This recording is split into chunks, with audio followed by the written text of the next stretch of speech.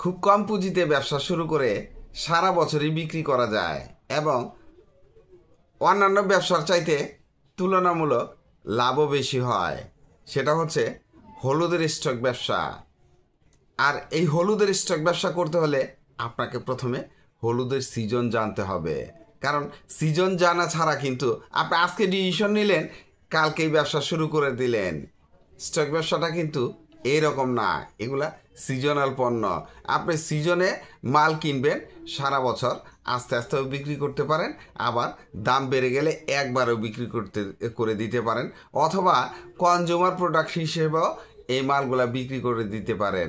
তাহলে আপনি কিভাবে এই স্টক ব্যবসাটা করবেন সেটা আপনি ডিসিশন নেবেন। সিজন ডিসেম্বর, জানুয়ারি, ফেব্রুয়ারি এবং মার্চ মাস হচ্ছে আমাদের দেশে হলুদের সিজন।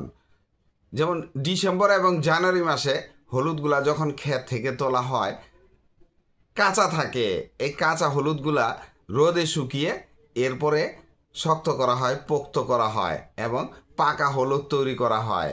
আর আপনি পাকা হলুদটাই স্টক করবেন, যেহেতু ব্যবসা শুরু করতে চাচ্ছেন। কাঁচা হলুদ কিনে শুকিয়ে মাল স্টক করা কিন্তু অনেক প্রসেসিংয়ের ব্যাপার, আপনাকে শুরুতে ওইভাবে করতে হবে না।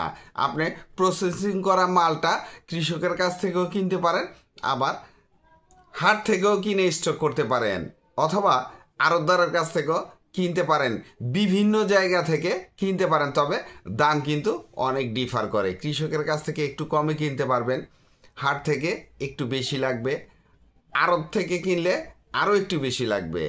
তাছাড়া ঢাকার কোনো পাইকারি মার্কেট থেকে বা আপনি যে জেলা থাকেন ওই সমস্ত জেলার পাইকারি মার্কেট থেকে যদি আপনি সিজনও মাল কিনেন, দাম একটু বেশি দিয়ে কিনতে হবে। তাই আপনি চেষ্টা করবেন কৃষকের কাছ থেকে কিনতে। আর কৃষকের কাছ থেকে কিনতে হলে আপনাকে জানতে হবে আমাদের দেশে কোন কোন জেলায় হলুদের চাষ সবচাইতে ভালো হয়।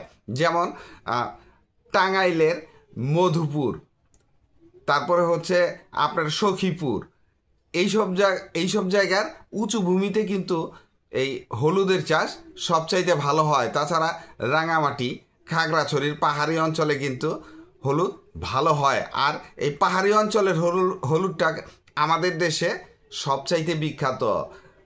আর এগুলা ছাড়াও আপনার যেমন রংপুর, দিনাজপুর, কুড়িগ্রাম, রাজশাহী, নাটোর, পাবনা, সাতক্ষীরা, এই সমস্ত জেলায়ও হলুদের চাষ ভালো হয়। তো আপনি যখন জানলেন যে কোন কোন জেলায় হলুদের চাষ ভালো হয়, ওই সমস্ত জেলা থেকে হলুদ কিনতে হলে আপনার সুবিধা খুঁজতে হবে। যেমন ধরেন আপনি যে জেলায় থাকেন ওই জেলায় যদি হলুদের চাষ ভালো না হয়, তাহলে আপনি কি ব্যবসা করবেন না? হ্যাঁ, ব্যবসা করবেন। তো আপনি খুঁজবেন যে ওই সমস্ত জেলা থেকে আপনার জেলায় আনতে কোন জায়গা থেকে কিনলে সুবিধা হবে। তাইলে আপনি কোন কোন জেলা থেকে মালগুলা কিনতে পারেন সেটা আপনি খুঁজে বের করে দেখবেন। আর এই হলুদের ব্যবসা করতে হলে আপনি কৃষক ছাড়াও যেহেতু হাট থেকে কিনতে পারেন, তো হাটের খোঁজ আপনাকে নিতে হবে, হাটগুলা কোন জায়গায় অবস্থিত আর কোন কোন হাট থেকে কিনলে আপনার জন্য সুবিধা হবে। আর এই হলুদের ব্যবসা করার আগে আপনার আরও কিছু ব্যাপার জানতে হবে, যেমন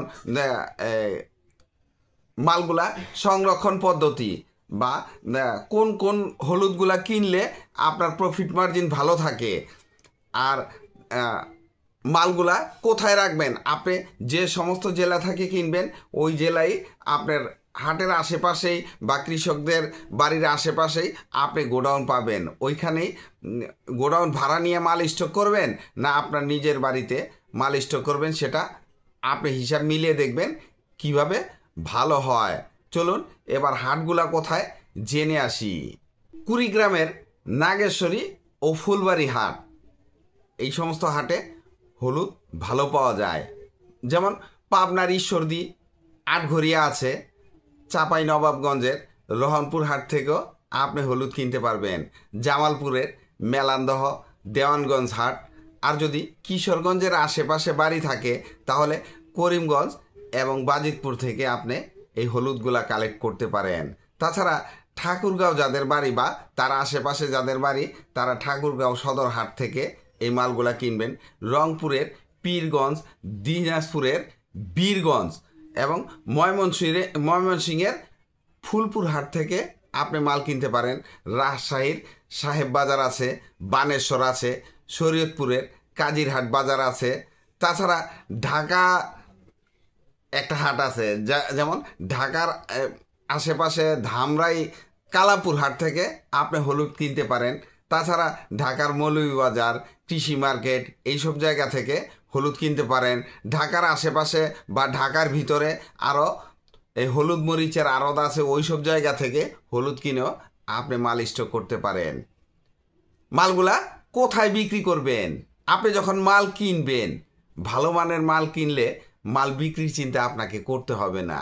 কারণ আপনি যখন বিক্রি করবেন, বাজারে যে দাম আছে তার থেকে 2-3 টাকা বা 5 টাকা কমে যদি কেজিতে বিক্রি করতে চান, তাহলে দেখবেন কাস্টমার আপনার ঘরে এসে মাল নিয়ে যাবে। আর তাছাড়া আপনি যেখান থেকে মালগুলা কিনবেন তারাই আপনার মালগুলা কিনবে। যদি কৃষক থেকে কিনেন, তাদের আশেপাশে হাট আছে, ওইখানেও মালগুলা বিক্রি করতে পারেন বা আরও প্রসেসিং করে বিক্রি করতে পারেন। যেমন ধরেন আপনি কনজিউমার প্রোডাক্ট হিসেবে মালগুলা ভাঙিয়ে প্যাকেজিং করে খুচরা বিক্রি করলে আপনার ডাবলের চেয়েও বেশি প্রফিট মার্জিন থাকবে। তাই হিসাব মিলিয়ে দেখবেন যে আপনি কোন ব্যবসাটা করতে পারবেন, আপনাকে দিয়ে কোন ব্যবসাটা যায়। আর প্রফিট মার্জিন কিন্তু এই ব্যবসায় খুব ভালো থাকে। আর প্রফিট মার্জিনটা স্টক ব্যবসায় নির্দিষ্ট করে বলা যায় না। আপনার কেজি প্রতি 5 টাকাও থাকতে পারে, 100 টাকাও থাকতে পারে, সেটা কেউই বলতে পারবে না। ব্যবসার ঝুঁকি আছে কি না? হ্যাঁ, এই ব্যবসার ঝুঁকি তো অবশ্যই আছে। আপনার যে কোনো ব্যবসায় ঝুঁকি আছে, ঝুঁকি ছাড়া কোনো ব্যবসা নাই। রিস্ক ছাড়া আপনার ব্যবসা আপনার হালাল হবে না। রিস্ক তো অবশ্যই থাকবে। ওই রিস্কটা কাভার দেওয়ার জন্য প্রফিটটাও সেরকম থাকতে হবে। ওই টাইপের ব্যবসা করলে আপনার কখনো পিছন ফিরে তাকানো লাগবে না। আর এই হলুদের ব্যবসায় রিস্ক কিন্তু একেবারে 0%-এর মতো। কিছু থাকবে, আপনার রক্ষণাবেক্ষণ যদি ঠিক মতো করতে পারেন, আলো বাতাস যাতায়াত করে এই টাইপের ঘরে রাখতে পারেন, তাহলে আপনার মাল 6 মাস থেকে 1 বছরও স্টকে রাখা যাবে, কিচ্ছু হবে না। আর এই ভিডিওটি ভালো লাগলে লাইক, কমেন্ট, শেয়ার দিয়ে পাশে থাকবেন। চ্যানেলটি সাবস্ক্রাইব করবেন এবং পাশে থাকা বেল আইকনটি প্রেস করে দিয়েন, যেন পরবর্তী নতুন কোনো বিজনেস আইডিয়া আপলোড দেওয়ার সাথে সাথে আপনার মোবাইলে সর্বপ্রথম নোটিফিকেশন চলে যায়। আজকে এই পর্যন্তই। আসসালামু আলাইকুম।